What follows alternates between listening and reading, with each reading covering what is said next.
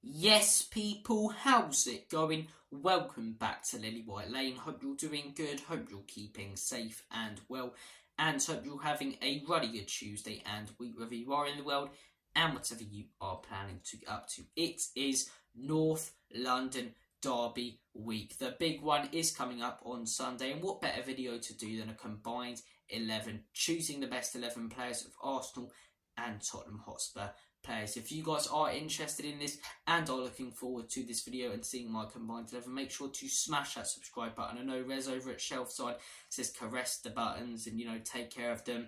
Give the like button a wallop, give the subscribe button a wallop, give the notification bell a Tyson Fury right hook, and it hugely helps us out. It hugely helps us out on the channel. Also, comment down below your thoughts on this video, your thoughts on my combined 11 that I'm going to choose after you see it, and yours. I want to hear your combined 11 for this North London derby. I also want to say at the beginning of this video, I do apologise if I'm not as energetic as I normally am.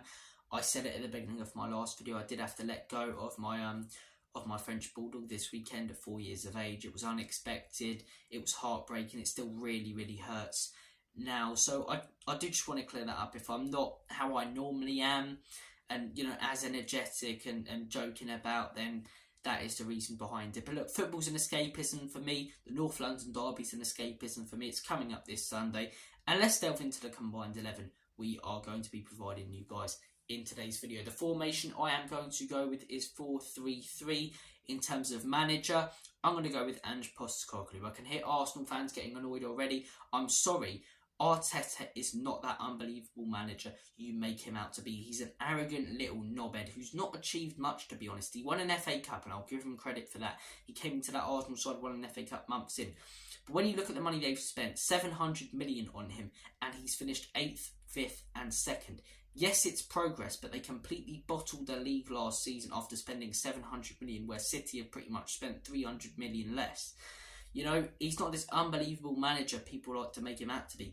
Ange Postecoglou, his CV and career speaks for itself. He hasn't had a chance to prove it in the top league yet, and so far he's doing a fantastic job at Tottenham Hotspur and shaking this club around. He won a treble last season at Celtic. He's won trophies his whole career, and even when he went to Celtic, it's not an easy job. Rangers dominating the league under Gerrard, Celtic in a bit of a mess. He came in, fans took the absolute mick out of him, and he won them over, and they were all crying when he left because of the fantastic job he done. So manager for this team is Ange Postecoglou. Achieved more, not an arrogant little knobhead. Yes, it's biased, but it's North London Derby week. I do not give a monkey's toss. 4-4-3. Since when did we add another player to the team? Look, 4-4-3, that would be illegal. Nevertheless, would it be illegal? Would a manager get fined if he tried to play? Yeah, of course he would. Of course he would if he tried to play 12 players. But nevertheless, the mind is wondering. Let's provide you guys with this combined 11. 4-3-3 is the formation we are going to be going with, not 4-4-3. Let's start off in goal. Now, we've got a few options here. We've got a few options we can look at. Arsenal have a few options, Spurs have a few options. Spurs have Vicario, Hugo Lloris, Fraser Forster. Straight away, Hugo Lloris is out of the equation. He was absolutely horrendous last season. He's a club legend, but he's way past it and he's not going to play much this season. And Forster's out of it as well because he's just not good enough, is he? He's an old lazy bum. Looking at the Arsenal goal, I know that's quite harsh, but it's how I feel about the guy. Falling like an absolute tree for those penalties in that Fulham game. You're looking at Arsenal's keepers, two very solid ones, Aaron Ramsdale and David Raya. So it's between Raya, Ramsdale and Vicario. The first player I'm going to rule out of these three is Ramsdale. I do like Ramsdale, don't get me wrong, I do like him, and I think he should start for that England team over Jordan Pickford. I think he's a good shot stopper, but his distribution can be really risky sometimes, really risky when he tries. In terms of David Raya and Vicario, judging by what I've seen so far this season, his distribution looks spot on and he's a very good shot stopper. And David Raya's distribution is spot on and a good shot stopper. So, for me, we're looking at either Raya or Vicario. I'm going to have to go with David Raya. I'm judging it by how, if I was manager, let's say I was managing a team this weekend against the Man City or Bayern Munich, combined with Arsenal and Spurs players, who would I go with? I would go with David Raya. I think the guy is a very good goalkeeper. I think he's Premier League proven. And I do think when he gets a consistent run of games, he'll show what he's about in an Arsenal shirt. He didn't have much to do in that Everton game, but like I say, I think I think Vicario. Maybe we come to the North London derby when it's at the Lane and we go with him because we've seen more of him. I really like what I've seen from him, but I just think Ray is a little bit more proven and a better goalkeeper. That's me being honest. So Arsenal already have one up. 1-0 to the Arsenal, as them scumbags from Woolwich like to sing. We're going to start off with David Raya in goal. Left back. If I was picking a team this weekend, I'll be 100% honest. I'm not going to go with Zinchenko. I'm going to go with Udogie. Zinchenko defensively is quite suspect at times. Last season he cost Arsenal a few times. Remember that Liverpool game at Anfield, 2-0 up, cruise control. Zinchenko with some really poor defending there. He's out of position a lot defensively. Yes, he's decent enough going forward and can produce a great strike. We saw it in the international break for Ukraine and a few times last season in that Aston Villa game where they needed the points and he pulled out that strike. But like I say, the guy's defensively suspect. Yes, Udogie isn't necessarily Premier League proven because he's only played 5 games, but those 5 games are enough for me to see that he's a better left back than Zinchenko.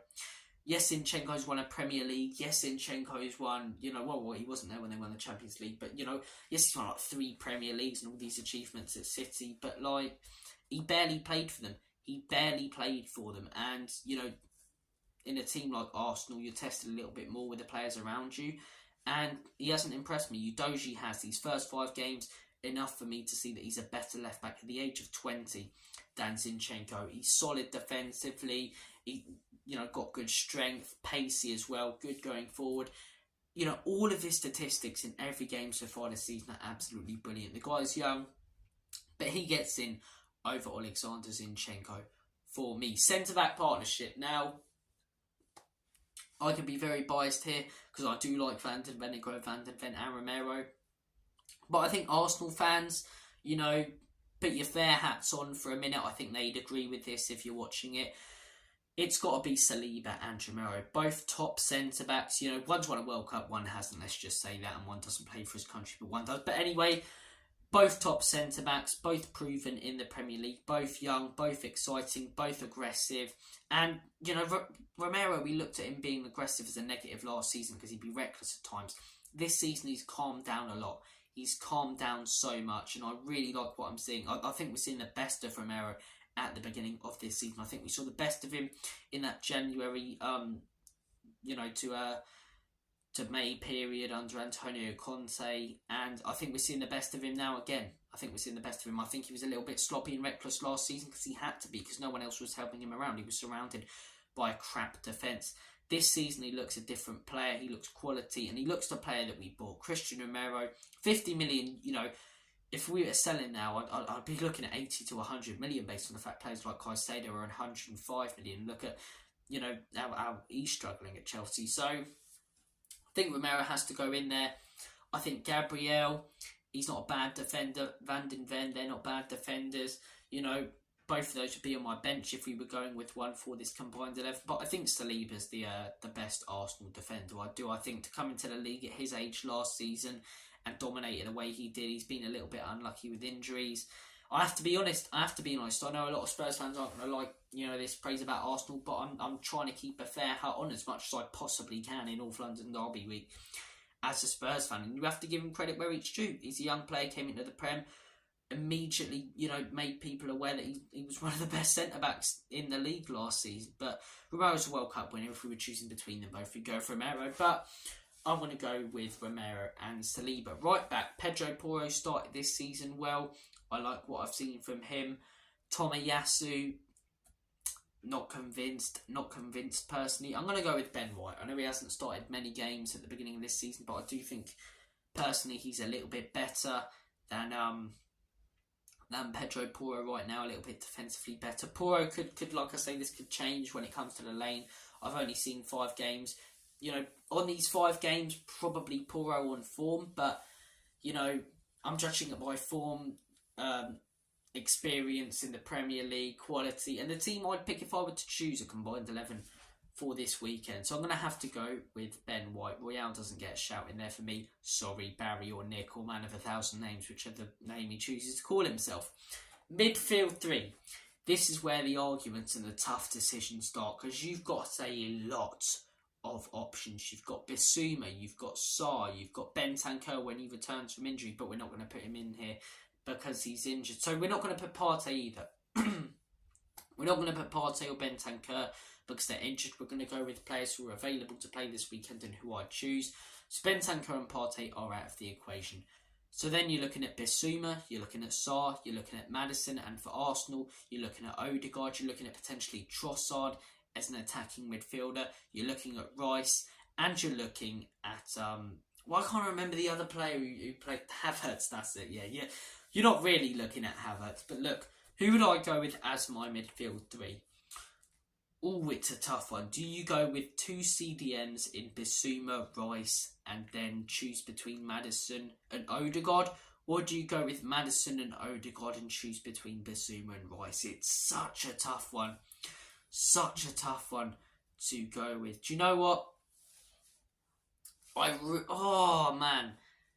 Do I go with the midfield four, but then, no, that sort of cocks it up top, but then do both teams actually have a quality striker at the minute?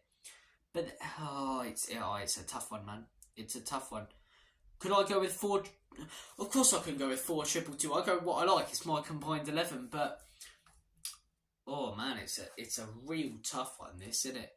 It's a real tough one. Do you know what? I'm going to go with the midfield 3, and I am going to go with the team that I would pick heading into this weekend. Arsenal fans are not going to like this. Bissouma, Odegaard and Maddison. Let me explain. I think Declan Rice is a quality player. I do. Yes, he scored a banger in that Man United game, but has he lived up to that price tag? Not for me. He needs to do a little bit more. And if you're choosing between Bissouma and Rice, which I'd rather do than choose between Odegaard and Maddison. Or no, I'm changing it. Odegaard's a quality player, but he hasn't started this season phenomenally. Yes, he banged in that goal against United, but he's not started this season phenomenally. The midfield 3 I'm going to go with. I'm going to go with Maddison, I'm going to go with Rice, and I'm going to go with Bissouma. I know Arsenal fans aren't going to like that, but I just think Maddison's a better player than Odegaard. There I've said it, and I think Odegaard is overrated. Don't get me wrong, he's a good player, but people talk about him like he's the best attacking midfielder in the league, where he's just not. He's just not. He had a good season last season. He led Arsenal well. There were other players in that Arsenal team, though, for me, who were better than him. He joined in 2021. He wasn't brilliant when he first joined them. You know, Maddison's won more. Maddison's won an FA Cup with Leicester, and you've got to consider that's a Leicester team that you know, were struggling at times, and Maddison won an FA Cup, but then he's also been relegated. So it's a real tough one with that midfield. I reckon, you know, a lot of people are going to have different perspectives on it. But I just think if we're basing it off form, Maddison's been better than Odegaard, hence the fact he won Player of the Month. Beforehand last season, I think both were good, even though Leicester went down. I think Maddison was good, but I think Odegaard was better than Maddison. Achievements, Maddison's won more. Based on those things, I'm going to have to choose Maddison, but it's such a close one. Bissouma and Rice, I don't think I could leave either of them out. I think both of them have started this season so well. Rice could do a little bit more for me, but he is doing really, really well in Arsenal shirt. I have to admit, that was a great goal and a huge moment for Arsenal against Manchester United to get that win. They don't score that.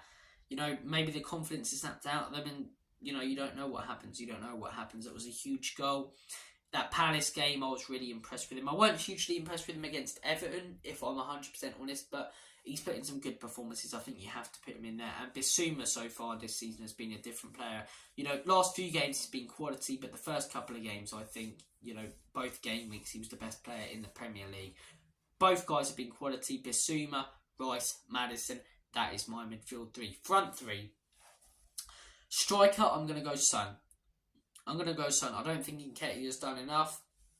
I don't think Jesus, for me, gets in there. I think the guy's a little bit overrated. Yes, similarly to Zinchenko, he's won a lot of silverware with that Manchester City team. But how many games did he play? And Pep Guardiola rotated so much. He was good last season, don't get me wrong. And yes, he suffered from injury, but I wasn't unbelievably impressed by him. You look at his stats, and that didn't bang in too many goals. He's not like a 15 to 20 goal a season striker. I'm going to have to go with Heung-min Son. I'm going to put Son centrally. Son centrally has really impressed me since he went there in his first couple of games. Hat-trick against Burnley. That hat-trick was coming. It's what he deserved after starting the season well, but just not getting his goal. So I think Son goes in there for me over Jesus or Nketiah. Right wing, Saka or Kulusevski. I would have said a couple of seasons ago when Conte first came in, Kulusevski. Last season, Saka by a country mile. It's a bit closer because Kulusevski started this season well, but I do think Saka's a better right wing. I do have to admit it. And then left wing, with Son being essential, you're looking at players like Solomon, Johnson, Richarlison.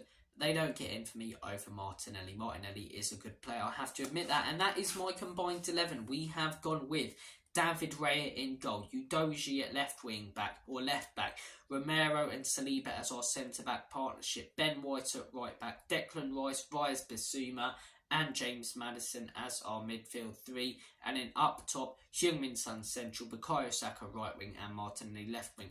What a team that is. It goes to show how good of a squad or team and side both North London sides do have. I'm buzzing for the game Sunday. As I say, I'm sorry if I couldn't be as energetic as I normally am in today's video. It's been a tough few days for me and family. Thank you for watching this video. You know, we'll see what happens with content over the week. Hopefully we can get an opposition preview done from either TJ or Josh or both. We'll see what happens there. I might be doing some content with True Guna. I'm not fully sure yet. We'll see how the week goes. Like I say, I'm not fully sure if I'm ready for live streams or that interaction quite yet. But as I say, we'll try and get some more content up for you. I can guarantee you guys a match preview for the game before it does happen, a match reaction as well, and a debrief. That's a series we are bringing back after we originally had it, but the man who did it originally, if you know, you know, turned out to be a right knob. But look, thank you for watching this video. Take care of yourselves. All the best. Have a smashing rest of your day.